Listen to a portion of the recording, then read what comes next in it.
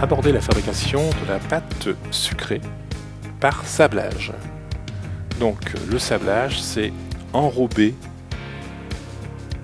la farine de beurre. Alors pourquoi on fait ça?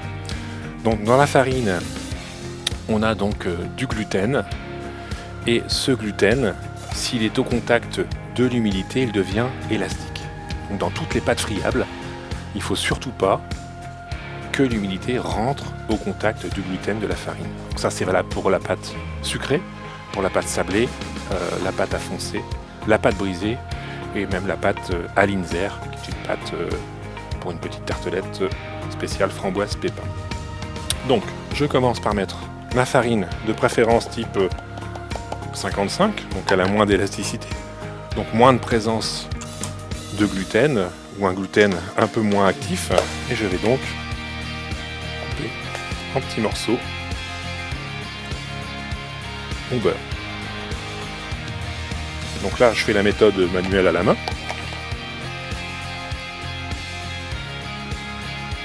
On aurait pu le faire à la feuille et au batteur mélangeur.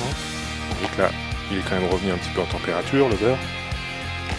Il est souple, sorti un petit peu avant. Voilà. Donc, avec l'extrémité de ses doigts, on vient donc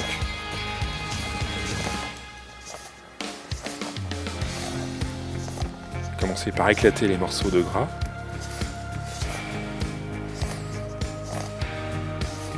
Au départ avec l'extrémité des mains.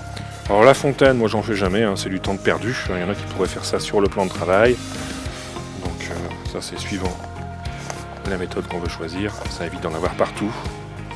Ça fonctionne très bien comme ça. Vous voyez que là, on commence à avoir quelque chose qui s'émiette. Mais quand j'ai plus la présence de ce morceau-là, de ces petits morceaux-là, pardon, on voit, je vais pouvoir passer comme ça, entre les paumes de la main. Si vous ressentez le trois petits morceaux,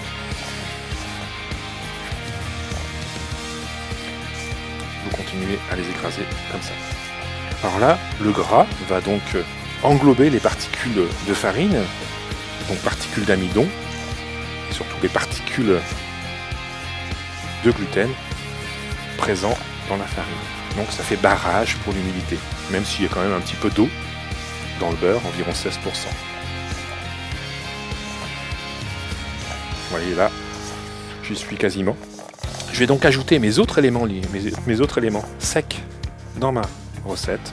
Le sucre, donc là j'ai pris un sucre glace pour éviter d'avoir des petits grains de sucre qui apparaissent.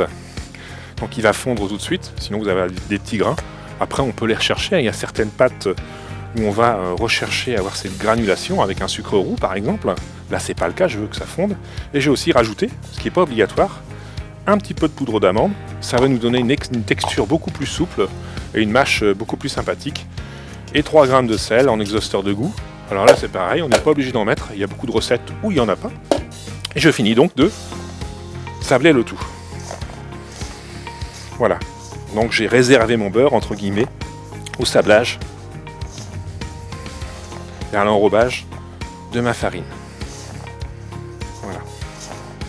Là, j'y suis. Il ne faut pas non plus que ça fasse un bloc, sinon vous allez vous embêter à mélanger le tout. Voilà, là j'y suis, vous voyez, sablé, donc on a l'aspect du sable. Donc les restants, hop. Ensuite, mon élément liquide, mon œuf, à la fin. Et là, à la spatule, je mélange le tout. Voilà, donc à partir de ce moment-là, c'est là où il faut être vigilant. Si jamais on travaille et si on phrase de tout, parce qu'on va phraser avec la paume de la main juste après, beaucoup trop, eh bien l'humidité de l'œuf va rentrer dans la farine et la pâte va après se déchirer quand vous allez la prendre pour foncer votre tarte. Et au niveau de la mâche, on aura un produit qui sera beaucoup plus dur. Vous voyez, hein, là on commence à avoir les éléments se coller, s'agglutiner aux autres, puisque l'élément liquide présent dans l'œuf nous permet donc d'associer tous ces petites particules. Voilà, là j'y suis, je retourne tout maintenant sur mon plan de travail. et je vais donc phraser. Alors phraser, on ne phrase pas n'importe où, on ne phrase pas vers le bas, on prend une petite partie par le haut, au plus loin de soi, et on vient, entre guillemets, compresser assez fortement, vous voyez, les éléments entre eux. J'appuie une touche, je refais une passe. Après le morceau de pâte, il va même servir à venir rechercher, oui, regardez, les autres éléments. On ne met pas de farine sur le plan de travail. Hop.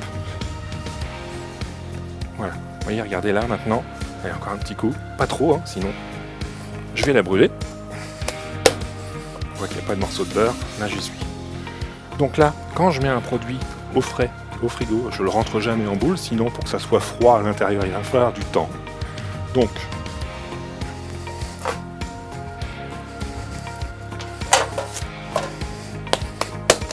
je mets bien à plat.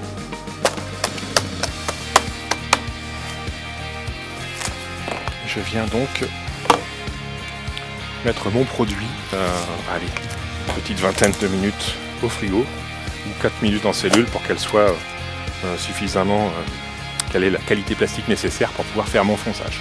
Conservation frigo 1 semaine à peu près, mais ce produit peut évidemment se congeler.